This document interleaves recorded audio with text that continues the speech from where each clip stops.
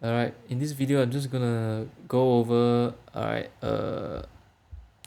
what I think we didn't really do well in terms of guarding the pick and roll. Okay, alright. Um, it seemed like this was the game plan from the start, right from the very beginning, right? And let's see what happened. Okay, so we have the Hawks, right, attacking the paint, right? Trae Young drives middle. This was on the very first play where they scored, right?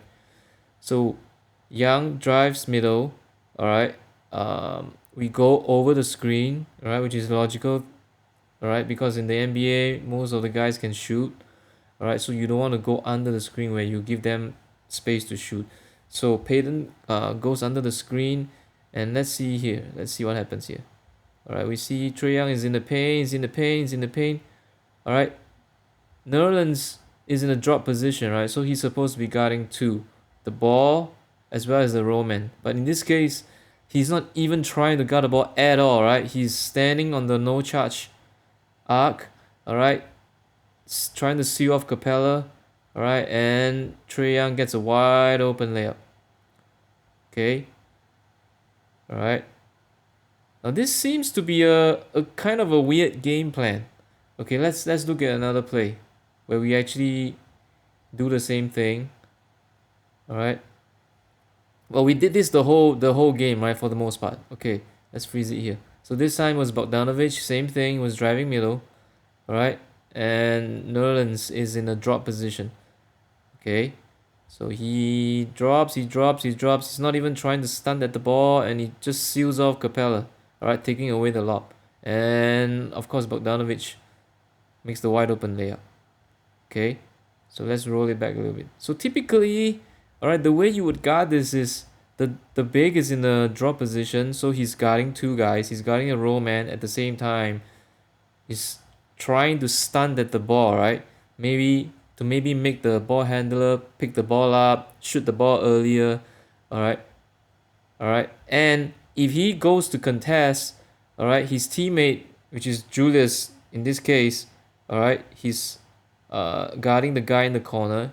He's the nearest guy to the roll man. So he's supposed to help tag the roll man, right? Right? He's supposed to try and help and tag the roll man, okay? To try and take away the lob while the drop defender is guarding the ball, okay? So, but we don't do that and we just give up the wide open layup. Okay, so it seemed weird, very weird to me, right, that we were doing this almost the whole game. All right, it was a little bit different when Taj was in the game. All right, he tried his best to try and stunt at the ball, but we were not tagging the roll man effectively at all. Right, I'm not sure, maybe they weren't really communicating. All right, but it seemed to me that the tagger was not really there most of the time. All right, so it was pretty hard for Taj to actually guard the ball. Okay, so let's take a look at two plays now, which we actually did a better job. All right, and we managed to get stops.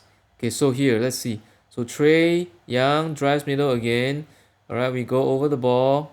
All right, so let's look at this. So Nerlens, in this case, all right, he actually stepped up a little bit earlier, and he actually was able to try and stunt at the ball, right? All right, which made Trae Young pick up the ball early and shoot a floater, right? Much further away from the hoop, right? It was almost at after the foul line. Okay, all right, and we managed to get a stop. Okay, maybe not a stop because they got the offensive rebound. Okay, so here again, same thing. Nerlens in the drop, but this time he actually made an attempt to stunt at the ball, right? Which created a little bit of confusion. So Trae Young picked up the ball and he was kind of caught in no man's land, right? And we actually got a block out of it. Okay. So I hope they make this adjustment in the next game, game two, right? Where they actually come up the the defender who's in a drop position comes up and guards the ball a little bit higher, all right, maybe somewhere near the dotted line, all right. Try and stunt at the ball, have your hands high and active, right, to try and disrupt the ball handler, try and make the ball handler shoot the ball a little bit earlier, all right, instead of giving up a wide uncontested layup, all right, which we did a lot of times during the game. Okay, and you have to trust that your teammate who's supposed to help tag the roll man, all right, gets there early also, all right, to prevent the lob. Okay, it has to be a team effort, right? Everybody has to stay connected on defense. Okay, so I actually did a little bit. I watched the whole game and I kind of charted all the different times when the Hawks use the same pick and roll to drive into the paint and actually get wide open layups, or they were able to swing the ball out and score, right?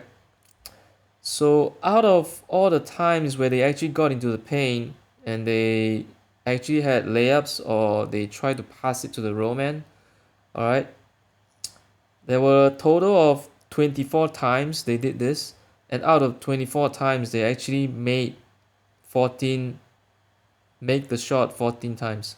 All right, whether it was a wide open layup or it was a pass to the roll man.